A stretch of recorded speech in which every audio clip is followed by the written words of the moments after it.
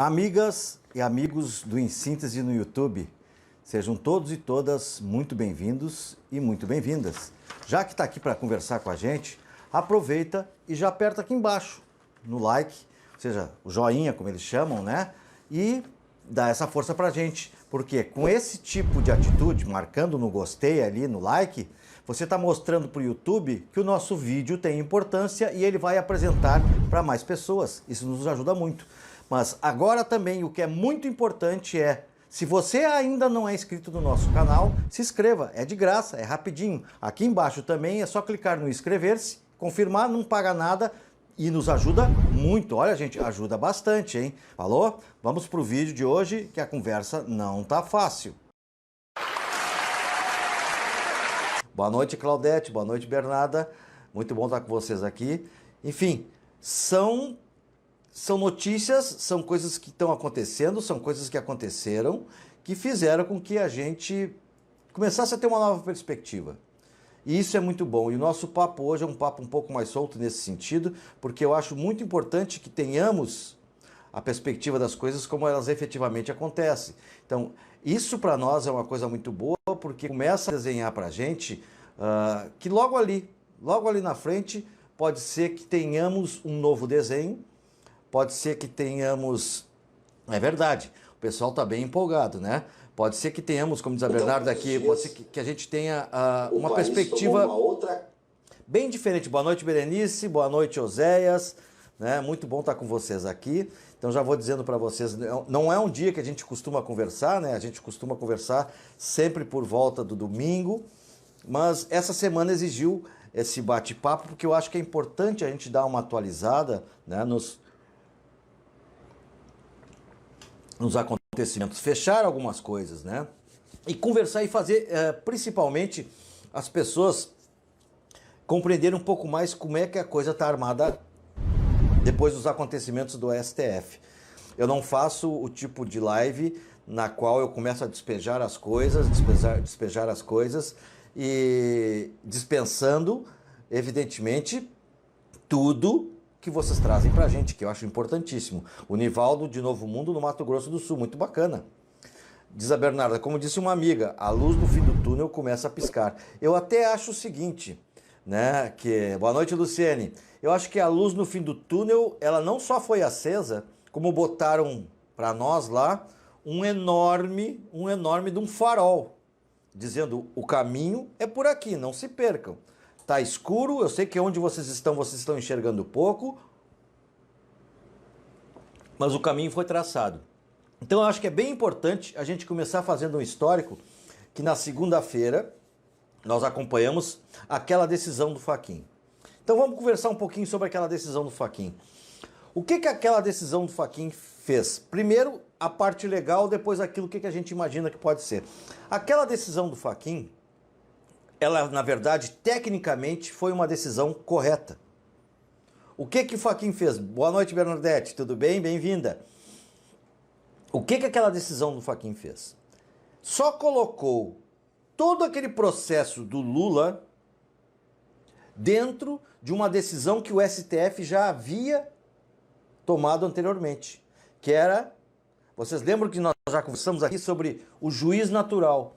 O que é o juiz natural? O juiz natural, por exemplo, vamos supor, eu moro aqui em Porto Alegre, né? Me envolvo num processo de corrupção, por exemplo, seja ele qual for, né?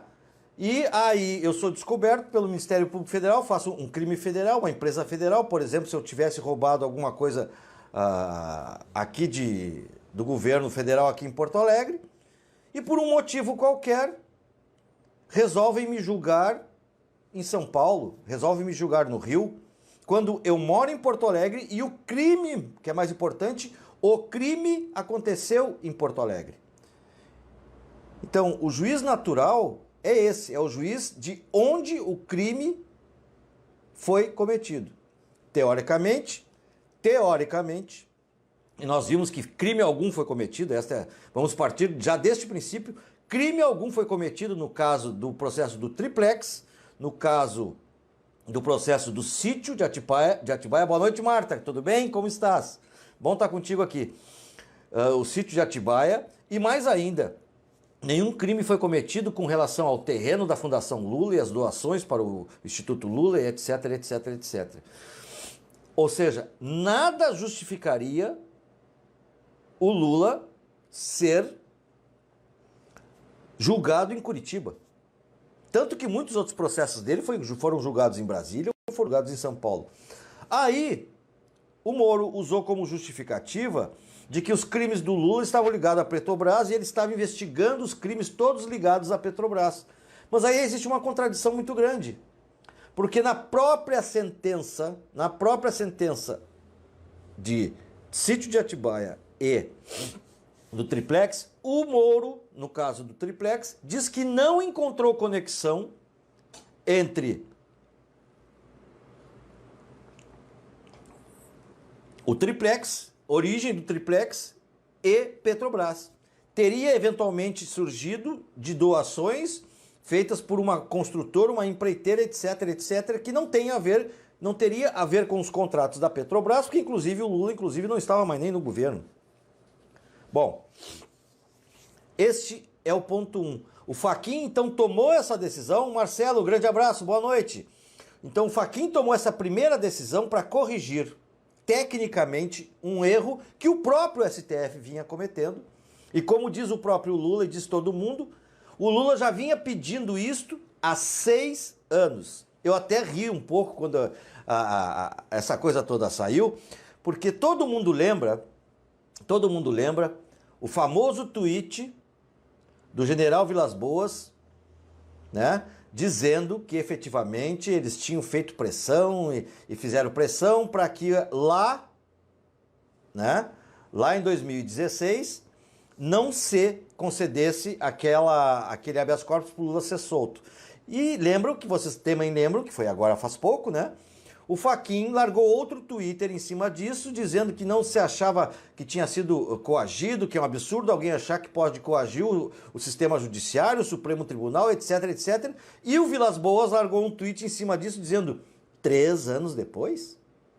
Bom, o Fachin tomou essa decisão toda, e aí caberia até um outro Twitter, não do Vilas Boas dessa vez, mas nós progressistas, dizendo, Fachin, 5 anos depois?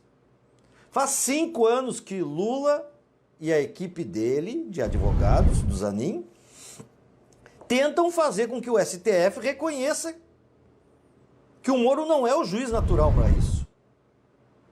E aí o Fachin reconhece. Veja bem, tecnicamente... Boa noite, Silvânio, nosso amigo da Bahia. Veja bem, tecnicamente, o Orail da Silva, grande amigo, grande abraço. Tecnicamente, o Fachin agiu correto. Só enquadrou os processos do Lula dentro de uma decisão que já existia do STF. O STF foi conivente com tudo isso, só tomou essa decisão agora porque se sentiu ameaçado. A verdade é essa. Sem dúvida alguma, Nivaldo, sem dúvida alguma. Eu acho até que ele tomou essa decisão agora, não é porque eles se sentiram ameaçados. Eu acho que o Fachin tomou essa decisão agora para salvar algumas coisas. Primeiro, todo mundo tem consciência e todo mundo sabe da história do STF com tudo, que até hoje não está bem claro isso, mas todo mundo sabe que foi com o STF com tudo. Então, eu acho que ele quis limpar a barra, né? Ele quis limpar a barra. Fazia desde, como a gente falou no início de 2016, que o Lula estava querendo fazer isso, e ele não fez antes. A gente entende por quê, porque não deixou participar de eleição, não queria que participasse das eleições, etc, etc. E não foi uma vez só que ele foi provocado. A Mauri Gonzato de Curitiba, grande abraço, seja bem-vindo. Então esse é o ponto 1. O ponto 2, ele percebeu que pelas revelações todas que saíram, já era irreversível a decisão de que o Fachin percebeu de que o Moro seria declarado, sim, juiz suspeito, ou como diz o Glauber, deputado, juiz ladrão. Né? Ou seja, é um juiz que dá pênalti para um time e depois vai ser convidado para ser diretor daquele time que ele ajudou. Eu acho que o Fachin percebeu isso. percebeu isso, viu que não tinha como mudar as coisas e ele começou a avaliar, de que maneira ele poderia fazer para que ele não saísse como derrotado e como um ministro que se posicionou de uma maneira errada durante o processo todo. O Orail de Assis em São Paulo, grande abraço. O Orail da Silva. Então acho que o Fachin tomou essa decisão para isso. Para tentar salvar a biografia dele, Fachin. O Fachin tomou essa decisão para salvar a biografia dele, Fachin. Para tentar limpar um pouquinho a barra do judiciário, porque foram 6 anos que a gente viu coisas absurdas. Então ele tomou essa decisão. Mas aí vamos falar da decisão do Fachin. O que diz a decisão do Fachin? Que para mim é outro monstro. Existe um professor na UERJ que se chama Afrânio Jardim, vocês já devem ter conhecido, ele se licenciou agora, aposentado, licenciado. O Afrânio disse que o Fachin comete um crime, aspas, contra a legislação, porque o que ele diz? A Constituição anterior à de 88 dizia que quando tu cancelasse uma sentença, tu poderia cancelar somente a sentença e seguir aproveitando as coisas. A Constituição de 88, palavras do professor Afrânio, tá? Jaques Costas, de Piranga de São Paulo. Um abraço. Tudo bem? Bem-vindo. Ele diz, o Afrânio, o seguinte, que a Constituição de 88 não permite isso. A Constituição de 88 diz que é nulo a sentença e o processo. É sentença e processo. Quando tu declara que não existe esse processo que o Fachin disse do juiz natural, que ele foi julgado errado, tu tem que anular a sentença e o processo. Por quê? Porque a equipe de investigadores, procuradores, etc., também foi de um local que não deveria ser. Portanto, todo o processo está errado e, como disse o Lewandowski, inclusive no julgamento da segunda turma, nós vamos falar em seguida, é o processo, ou seja, é aquela história da fruta da árvore comprometida. Ou seja, se a árvore está envenenada, todo o fruto daquela árvore está envenenada. Se ele não deveria ter sido julgado em Curitiba porque não é o lugar correto, a investigação também não podia correr em Curitiba. Né? Então, isto é uma coisa muito importante a gente tomar. Já existe aí um monstrengo, porque ele tornou nula a sentença, todas as sentenças, mas não tornou nulo os processos, dizendo o seguinte, que o próximo magistrado, o próximo juiz que tomar conta dos processos, é quem vai decidir se vai aproveitar ou não o material das investigações. E, inclusive, o próximo juiz pode chegar e dizer o seguinte, com base nesse, eu vou aproveitar todo o material, mas com base nesse material, estou vendo que não existe indício de crime e resolvo arquivar a denúncia e acabou o processo. Isso pode acontecer também. Mas também tem uma outra coisa. Esta decisão do Fachin, como disse a segunda turma, não é uma decisão definitiva. O Fachin concedeu um habeas corpus monocrático, ou seja, de uma pessoa só. Ele, Fachin, concedeu o habeas corpus. Toda decisão que é concedida através de uma mão só, ou seja, através de um juiz só, no STF, tem que passar pela avaliação de um colégio, ou a segunda turma, ou o plenário. O Fachin, como não é bobo nem nada, sabe que na segunda turma ele tem minoria, mandou para o plenário. Vai ser analisado pelo plenário. E o que pode acontecer no plenário? Vamos supor que passe o tempo. O Lula hoje, pela decisão do Fachin, não tem processo nenhum contra ele, que impeça ele de concorrer a nada. Todos os processos que passaram em segunda, terceira instâncias foram cancelados. Portanto, triplex e o sítio de Atibaia não existe mais, aquela sentença, portanto Lula é ficha limpa, ele pode concorrer. Aí, o risco que se corre é eles adiarem tanto isso, adiarem tanto esse julgamento e resolvam fazer, vamos dizer, em agosto de 2022. Em agosto de 2022. Vocês lembram o que aconteceu em agosto de 2018? O Lula era candidato, registrou o nome dele, porque ele estava ainda correndo, e o TSE não aceitou o registro. Vocês lembram disso? E aí saiu o Lula, a 45 dias da eleição, o Lula teve que sair, deu lugar para o Haddad. Isto pode acontecer de novo. Pode acontecer de novo, como? Se tudo isso que o Fachin fez for sendo... Boa noite, Regina. Tudo bem, Regina Dilza? Como é que tá, Regina? Companheira que está sempre conosco aqui, bem-vinda. O STF pode protelar tanto, e eles fazem isso toda hora, tanto que esse habeas corpus, depois que vamos falar em seguida, demorou 2 anos, agora vai para o 3º ano, 2018, 2019, 20, agora estamos em 21, ou seja, 18, 19, 1 ano, 19, 20, 2 anos, 20 e 21 vai para 3 anos. O STF resolve julgar este habeas corpus do Fachin, resolve julgar em agosto de 2022. E resolvem derrubar a decisão do Fachin no colegiado. O que acontece? Volta tudo como era na sexta-feira passada. Lula condenado, Lula sem direitos políticos, tudo volta ao normal e os processos voltam a Curitiba. É isso que pode acontecer, simples. É, né, Marta? Todos nós lembramos do que aconteceu em 2018. Todo mundo preparado, Lula na frente, disparado, e eles... pau. Então, se eles fizerem isso, e pode acontecer isso, nós voltamos à realidade da sexta-feira passada. Que o Lula era condenado em segunda e terceira instâncias, no triplex e no sítio. Portanto, tinha perdido os direitos políticos, cassados, 8 anos após terminar o cumprimento da sentença criminal. Portanto, Lula tinha 12 anos, por bom comportamento, redução, 6 anos, mais 8, seriam 14 anos o Lula sem direitos. Boa noite, Ana Fraga, bem-vinda. Então, isto pode acontecer, gente.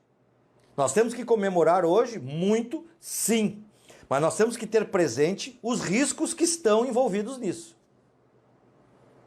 Tá? Não esqueçam, gente, curtam, comentem e compartilhem a nossa live para trazer mais gente aqui conosco, para mais gente para a gente conversar, mais gente para a gente bater o papo e para poder exatamente fazer com que a nossa conversa aqui chegue a mais pessoas com todas as alimentações que vocês fazem para nós, que é importantíssimo, e também não esqueçam, gente, também é muito importante para nós aqui do canal, que vocês colaborem, que vocês nos ajudem na nossa luta, né? Que vocês façam com que a gente possa seguir nessa batalha que a gente tem no dia a dia aqui, fazendo a contribuição para o Em Síntese, né? Tá aí o número das contas, para quem puder fazer uma colaboração, uma ajuda para que a gente continue dando suporte, fazendo esse trabalho aqui. Aqui no Brasil é possível que aconteça isso novamente, diz a Ana, sem dúvida. A Regina diz que acredita que vai acontecer a mesma coisa. Eu acho que tem tudo para acontecer isso, gente. Me pergunta pelo outro chat aqui, o que é esse que eu coloquei? Eu coloquei, esses aqui são os números das contas para quem quiser fazer uma doação, para fazer uma colaboração, que é muito importante para nós, gente. Nós temos compromissos mensais e vocês nos ajudam muito nessa época fazendo uma colaboração aqui, depositando nossas contas do Em Síntese para a gente conseguir continuar fazendo o trabalho. Então, muito provavelmente, pelo perfil que fazem, como a gente diz do bate e assopra, bate e assopra, bate e assopra, provavelmente vão fazer isso. Todo mundo eufórico, todo mundo baixar a guarda, para de fazer o Lula livre, que a gente sabe que isso é um relaxamento natural. E aí, em agosto de 2022, eles vão lá botam em votação no plenário do STF, o plenário do STF caça essa decisão do Fachin. No dia seguinte, volta tudo ao que era antes. Foi, sim, o Oséias disse que foi a maior armação criminosa por parte de uma corte judiciária do mundo. É verdade. É verdade. E como a gente está vendo aqui, muito provavelmente pode e vai acontecer novamente. Eu não acredito, gente, eu não acredito, sabe, que eles vão deixar a coisa barata. E aí a gente já chega na terça-feira. Essa decisão do Fachin, como a gente viu, fez tudo isso que a gente disse e está nesta forma. Está parado até que entre e seja julgado por um colegiado, da segunda ou do plenário, mas já se disse, né? Até porque a PGR já disse que vai recorrer. Portanto, havendo um recurso, tem que ser julgado o recurso. Então, vai ser julgado o recurso. Não tem escapatória. E como eu disse, pode ser que o juiz de Brasília assuma antes e pegue e diga, olha, pelo que tem aqui, eu vou usar essas provas e essas provas estão me dizendo que não houve crime, portanto vou arquivar a denúncia e não vou nem seguir o processo. Ele pode fazer isso. Ele pode fazer isso. São 4 juízes, aliás, são 3 juízes e uma juíza, se eu não me engano, em Brasília que vão entrar no sorteio, porque os processos são sorteados. Né? Então, o Walter Delgatti, segundo a gente sabe, segundo a gente viu, exatamente Oséias, tudo isso veio pela descoberta deles. E tem muita gente que não sabe. O Delgatti era admirador do Deltan Dallagnol. Ele só foi atrás disso, de entrar no aplicativo, no Telegram do Dallagnol, porque ele queria saber o que o herói dele fazia. E quando ele entrou lá, ele tomou um choque. Ele começou a ver um monte de... Vocês devem ter visto a entrevista dele, que quando ele viu aquele monte de mensagem, quando ele foi entender o que estava acontecendo, ele disse, meu Deus do céu, isso não pode ficar assim. Né? Meu amigo, será que vai ter gente para votar contra o Marrento? Gente para ter... Pois é, pois é. Eu não sei, Ana, não sei, sinceramente não sei. Se cair no plenário, o Lula vence. Rui, boa noite, Rui. Bom te ver aqui conosco de novo. Vocês devem estar acompanhando o que fala aquele ministro que fala assim, porque as constituições nós temos que avaliar e isso todos vocês sabem que eu sou um juiz garantista, né? Vocês sabem quem fala assim, né? É o Marco Aurélio Mello. E o Marco Aurélio Mello está começando a fazer uma coisinha muito boa, fazer o que os outros fazem e que a gente sempre criticou, falar fora do processo. Ministro do STF tem que falar no processo, não fora do processo. Ele começou a dar opinião dizendo que o Fachin isso, Fachin, independente de achar bom ou achar ruim. Se ele vai julgar o processo, ele não tem que estar falando o que ele acha antes de julgar o processo. Ele não pode fazer isso. Entende? Mas nós sabemos que tem muita água para passar debaixo dessa ponte. E aí a gente chega na decisão de terça-feira. Nós vimos que terça-feira, na segunda turma, o Gilmar pautou a suspeição de suspeito, não suspensão de suspendo, né, de suspender, é de suspeitar. Ele pautou a suspeição do Moro e o Fachin ainda quis espernear, perdeu de 4-1. Porque os outros 4, Carmen Lúcia, Gilmar, Lewandowski e o Nunes Marques, votaram para que se desse prosseguimento no processo. Bom, dando prosseguimento no processo, todo mundo imaginou que todos votariam, mas tenham bem claro, quando o Gilmar apresentou o voto dele, vocês devem ter visto, não foi uma vez, nem 2 vezes, que a Carmen Lúcia concordou com o Gilmar que era um absurdo tudo aquilo que estava sendo colocado. Que tudo que o Gilmar estava dizendo era um absurdo. Né?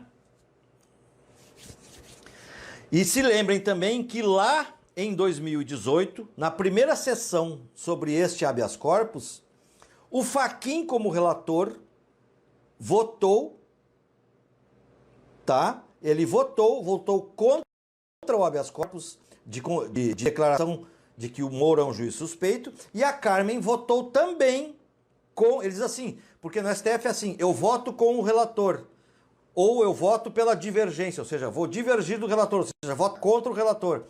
A Carmen votou acompanhando o relator, ou seja, ela votou contra o habeas corpus. Então estava 2-0 quando começou na terça. Aí o Gilmar fez aquele voto, que o Gilmar a gente sabe como é que ele vota, mas foi um voto antológico, um voto que é para se guardar, para mostrar para as pessoas no futuro.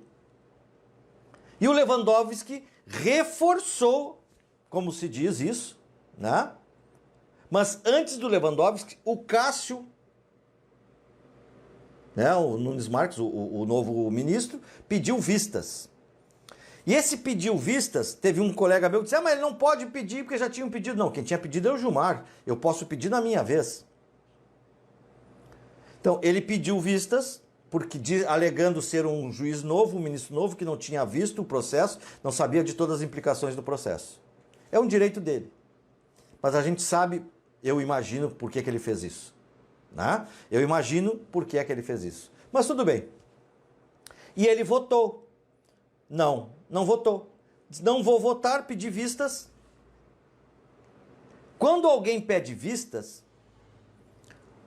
o presidente da turma pergunta se mesmo com as vistas, se alguém tem o seu voto pronto e que queira declarar o seu voto.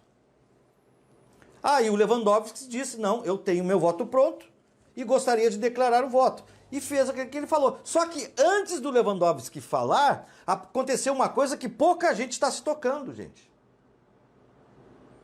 Aconteceu algo que pouca gente está se tocando.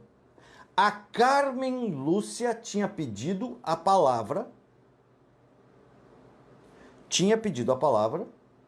E o Fachin também tinha pedido a palavra. Ou seja, Carmen e Fachin já tinham votado. E aí, quando o Lewandowski votou, e votou acompanhando o Gilmar, ou seja, acompanhando a divergência, estava 2-2 pela história, faltando só o que pediu vistas, que foi o Cássio. Aí a Carmen disse o seguinte, eu tenho o meu voto pronto, mas só vou declarar depois do retorno da vista pedida pelo ministro Cássio. Para aí, gente. Para aí. Ela já tinha votado contra. O que é que ela quer votar de novo? Para votar contra de novo? Não precisa. Por que é que ela quer votar de novo?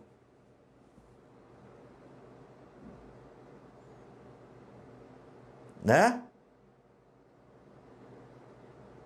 Por que é que ela quer votar de novo? Eu acho que ela quer votar de novo para mudar o voto dela. Para votar com o Gilmar. E lembrem que o Fachin também pediu uma palavra depois do voto do Cássio, mas como o Cássio pediu vistas, o Fachin disse, não vou falar então. Então, eu acho, gente, que essas revelações estão fazendo muita gente ficar de cabelo em pé. Eduardo e Marta, esse perfil, não sei quem é, seja bem-vindo. Eu não sei se o Vai Dormir Cabra Besta foi para quem, tá? Mas deixa eu dizer o seguinte, aqui, nesta página, aqui no Em Síntese, nós aceitamos pessoas que apoiam qualquer ideologia e qualquer linha de pensamento. Todo mundo aqui tem liberdade de se manifestar, desde que seja com educação e ponderação, sem ofender ninguém. Porque aqui se ofende, eu tomo uma decisão simples, em nome da maioria. Eu bano, você vai ser banido da página e não consegue mais entrar aqui. Então você é muito bem-vindo, qualquer pessoa é muito bem-vinda para se manifestar com educação, fazer um debate com educação, todos nós fazemos, e é o que a gente quer. E até acho que é uma oportunidade para você ouvir as coisas e eventualmente refletir. Ninguém está pedindo que ninguém mude as coisas, não, a gente quer que as pessoas mudem pela consciência e pelos fatos que estão acontecendo no país hoje. Bom, Oséias, eu também acho que ela queria falar para mudar o voto. Ela queria falar para mudar o voto. Boa noite, Claudemir. Seja bem-vindo.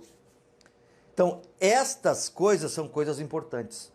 Bom, mas feito isso, parou em 2-2. E aí uma amiga perguntou assim, mas ele promulgou o resultado? Não, não se pode promulgar resultado quando tem pedido de vistas. Porque o julgamento não acabou. Só se promulga resultado de alguma coisa quando tem uma decisão sobre o julgamento. Certo? Então, gente, pelo andar da carruagem nós temos 3 situações. Porque uma coisa é este habeas corpus que foi julgado na terça-feira. Eu também, Volney, boa noite. Eu também adoro escutar pessoas sábias, eu aprendo muito. Me chamo Felipe, moro aqui na região metropolitana de Fortaleza, município de Pacatuba, e somos todos Lula, somos 13. Muito bem-vindo, Felipe, muito bem-vindo, seja bem-vindo. Tá? Essas coisas que aconteceram na terça-feira é muito importante. É muito importante porque tem uma coisa nisso tudo, gente. Tem uma coisa nisso tudo que as pessoas também não se tocaram do julgamento da terça. O julgamento da terça, inclusive, o Gilmar reforça no voto dele, vale somente para o processo do triplex. Eu acho que o Claudemir coloca assim, sua tese com relação ao Fachin é Carmen Lúcia vão trocar o voto. Eu acho que é Carmen Lúcia sim, o Fachin eu não tenho certeza. Mas por que tu vai pedir, tu entende, Claudemir, e todos e todas? Por que é que tu vai pedir a palavra para falar sobre algo depois de um voto quando tu já votou? Por que é que tu vais pedir isso? O Fachin, talvez, vejam bem, aí é minha ideia, né? Valmira Costa, Lula livre já, Lula lá, concordo, Valmira. Bem-vindo, Valmira. A minha tese é que o Fachin está sentindo que, independente do voto do Cássio, tá? Independente do voto do Cássio, a Carmen vai mudar de lado. E aí vai ganhar o 3-2 a favor do Lula. E aí o Fachin vai dar um discursinho para ainda tentar fazer com que ele não saia perdedor. Felipe Louro Lima, eu queria que o senhor é aquele lá de cima, né? Me chamem de André, queria que tu, certo? Eu queria que o senhor mandasse um abraço para Alves Gabriela Lemos e João Guilherme Lemos. Estamos aqui todos de Pacatuba, somos 13 Lula livre. Tá mandado, Felipe Louro. Um grande abraço para vocês, um grande abraço para Alves Gabriela Lemos e João Guilherme Lemos. Muito bom estar com vocês aqui. Maria de Fátima Cardoso, sou de Lauro de Freitas, Bahia, sou 13. Bem-vindo, Maria de Fátima. Bem-vinda à nossa sala de conversa aqui. Gente, a gente tem uma sala de conversa todos os domingos, às 21h30. Tá? Todos os domingos, às 21h30, a gente tem uma conversa. Lucinete, sou apenas uma dona de casa, com muita humildade, te falo. Época boa foi a época de Lula presidente. Por isso, sou Lula até morrer. Somos todos e todas. Na verdade, deixa eu colocar aqui o dedinho, vamos ver se a gente consegue melhorar essa conexão. Acho que tá boa, ok. Né? Mas, Lucinete, tu tá dizendo que tu és uma pessoa humilde. Parabéns, todos devemos ser humildes. Todos devemos calçar a sandália da humildade, como disse o Gilmar no julgamento, né? Ireuda Teixeira, Ireuda de Itapipoca, Ceará, sou 13. Bem-vinda, Ireuda. Valmira, sou de Estância, Sergipe. Viva meu querido Lula. Bem-vinda, Valmira. Legal, já estava conosco aqui. É isso aí, gente. É isso aí. Então, gente, é muito importante a gente perceber, tá? Perceber que Este julgamento da terça-feira é só sobre o triplex. Tá? Qualquer outra extensão, por exemplo, se decretassem o Moro um juiz suspeito, e ele deveria ser decretado suspeito também sobre o processo do sítio de Atibaia, porque ele fez aquilo que a gente chama toda a instrução. Ele acompanhou toda a investigação, ele instruiu, ele dava ordens, mesmo ele diga que não, para toda a equipe, ele dava ordem sim. Só a sentença que foi proferida pela Júlia Gabriela, né? Todos que entram na sala, depois que falei ser da Bahia, dizem ser de onde. É exatamente, Silvano, mas é isso aí. Legal, o pessoal todo tem que dizer de onde é. Fred Pessoa diz fora Bolsonaro genocida, fora família Bolsonaro, fora Bolsonaro e sua quadrilha. É isso mesmo. Boa noite, estou aqui pegando umas receitas de carne para poder aplicá-la quando o Lula voltar. Guaratinguetá, São Paulo, Gilson Baronto dos Reis. Seja bem-vindo, gente. Muito bom. Felipe Louro Lima diz... Ele só tem medo do Lula ser candidato a presidente e ele sabe que o Lula ganha de qualquer um. O Lula sabe como ajeitar esse Brasil. E aí, gente, com esse recado, Zinha, sou de Rio de Contas, Chapada Diamantina, na Bahia. Bem-vinda, Zinha. Então, gente, é muito importante a gente ver, porque nós falamos sobre a decisão do Fachin na segunda-feira, falamos sobre o julgamento na terça, o que pode acontecer, né? Quando entra na sala o Oswaldo Pina, Oswaldo Pereira, estamos juntos do Recife, bacana, abraço, porque aí a gente cai numa outra coisa. E lá no início,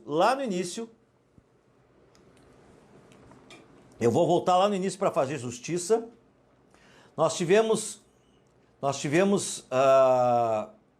um companheiro, uma companheira que disse que Lula, eu não me recordo aqui quem foi, me perdoem, disse que Lula